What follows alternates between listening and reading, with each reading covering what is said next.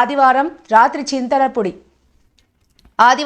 చింతలపూడి శాసనసభ్యులు ఆయన పర్యటనలు ముగించుకొని తిరిగి వస్తూ ధర్మాజిగూడెం హాస్పిటల్లో నైట్ టైం హాస్పిటల్లో ఉన్న స్టాఫ్కి ప్రొటెక్షన్ ఏ విధంగా ఉంటుంది అని పరిశీలించడం కోసం మరోసారి ఆగి లోపలికి వెళ్లి అక్కడ ఉన్న సిబ్బందిని సెక్యూరిటీ విషయంలో ఏ విధంగా ఉంటుంది అనే విషయాలు తెలుసుకోవడం జరిగింది. అలాగే హాస్పిటల్లో సీసీ కెమెరాలు ఏ విధంగా పనిచేస్తున్నాయి, ఎంట్రన్స్ లో లైటింగ్ విషయంలో రేపటికల్లా లైటింగ్ ఏర్పాట్లు చేయాలని స్థానిక నాయకులకు సూచించారు. ఈ విషయాలు చర్చిస్తూ అంతకుముందు హాస్పిటల్ భార్యాభర్తల తగాదాలలో గాయాలు ఏర్పడి అడ్మిట్ అయిన ఆమెను పరామర్శించి అందుకు కారణమైన భర్తకు చాలా సీరియస్ గా వార్నింగ్ ఇచ్చి మెరుగైన వైద్యం కోసం ఏలూరు త్వరగా తీసుకెళ్లమని శాసనసభ్యులు సూచించడమే కాక వారికి ఖర్చుల కోసం కొంత నగదును కూడా ఇచ్చి పంపడం జరిగింది. హాస్పిటల్ సిబ్బందిని ఎప్పటికప్పుడు సమాచారం ఇవ్వాలని కోరారు.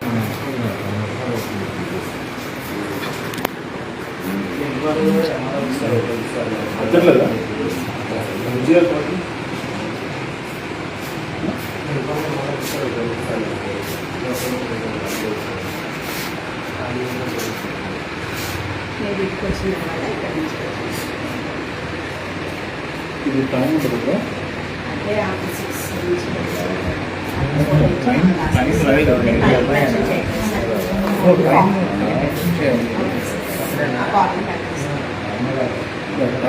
టైం ఉంటుంది కదా, ఎవరైతే పేషెంట్ వస్తారో క్యాష్ తీసుకుంటారు, టైం తీసుకుంటారు. సో రీజన్ రాలేదా దీనికి వచ్చింది? ఎప్పుడేం రాలేదు?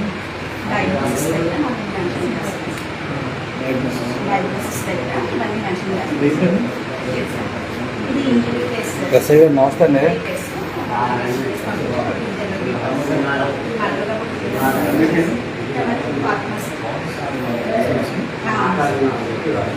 G3 కేసు కంప్లైంట్ పెయిన్ అంటారు. కాకపోతే మీరు చెప్పినట్టుగా టైం అవుట్ మెన్షన్ చేస్తారు. 2 కాలమ్స్ అందరికీ నమస్కారం. మరి ఇప్పుడు అర్ధరాత్రి అవుతున్నా కూడా మన చింతలపూడి శాసనసభ్యులు ఇక్కడికి వచ్చి ధర్మాజిగూడెంలో ఆకస్మిక తనిఖీకి వచ్చి ఇక్కడున్న పరిస్థితులు ఏ విధంగా ఉన్నాయనేటువంటి విషయం మీద మొత్తంతా కూడా అబ్జర్వ్ చేయడానికి వచ్చారు.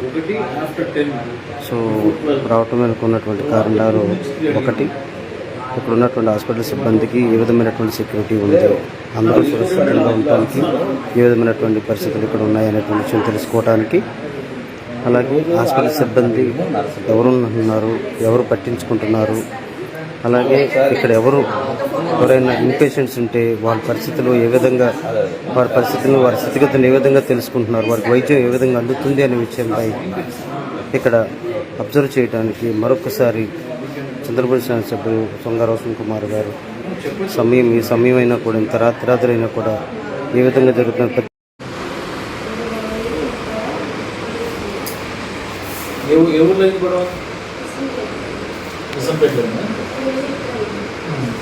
ఎప్పుడు గొడవపడుతూ ఉంటారా? ఓకే, లాస్ట్ వార్నింగ్ ఇస్తాను. ఇంకోసారి గొడవపడ్డామంటే మాత్రం బొక్కలు వేస్తాను. ఫోన్ పే చెప్పు.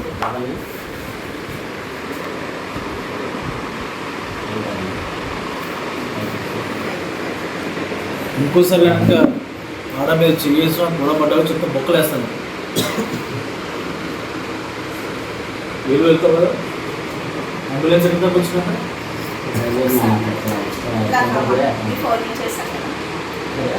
బండి మొత్తం తీసుకెళ్ళిపోతాను.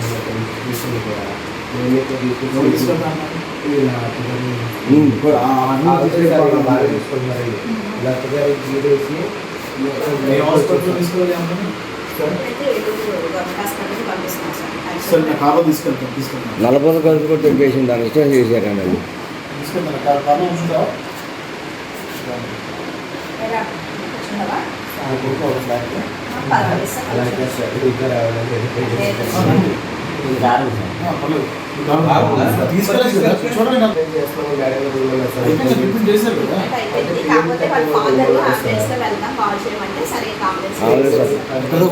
అంబులెన్స్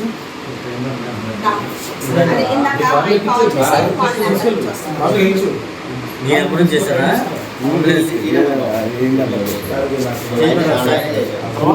తీసుకెళ్తే తర్వాత సార్ మాట్లాడతాను.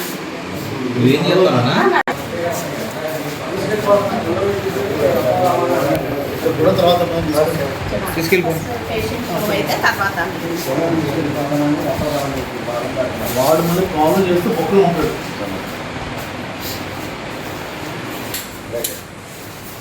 కార్ అడిగి తీసుకురా. ఇక్కడ బయట లైటింగ్ లేదండి. అది చెప్పాను సార్ బయట. ఎవరు చెప్పారు? నిన్న కూడా సార్ కనీసం లైట్స్ కూడా ఎప్పుడు వస్తాయి కార్లు? అయితే ఆమె ముందు కూర్చోబెట్టాలా? ముందు కూర్చుంటామా? కాదు, ఆమె కాళ్ళు పెట్టుకోవడానికి ముందు ముందు కూర్చోబెట్టామని.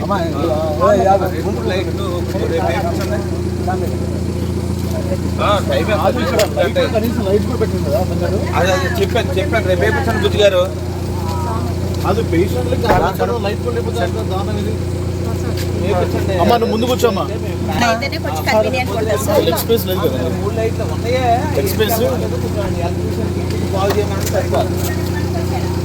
Okay okay. సార్ వాళ్ళ అమ్మగారు ఎక్కడ ఉన్నారు కదా చెప్పండి. ఇక్కడే ఉన్నారు. లెగ్ స్పేస్ ముందు ఉంది కదా, కొంచెం ఆమెకి వెనకాల అది. ఇక్కడ మీరు ఫోన్ చేసి చెప్పారా? గవర్నమెంట్ హాస్పిటల్ అంటే వాళ్ళ అబ్బాయి వాళ్ళ బ్రదర్ అమ్మా మీరు కూర్చోండి. అన్ని రాసిస్తే ఇచ్చేసాను సార్. జస్ట్ అంటే తీసుకుంటారమ్మా. ఒకసారి లైట్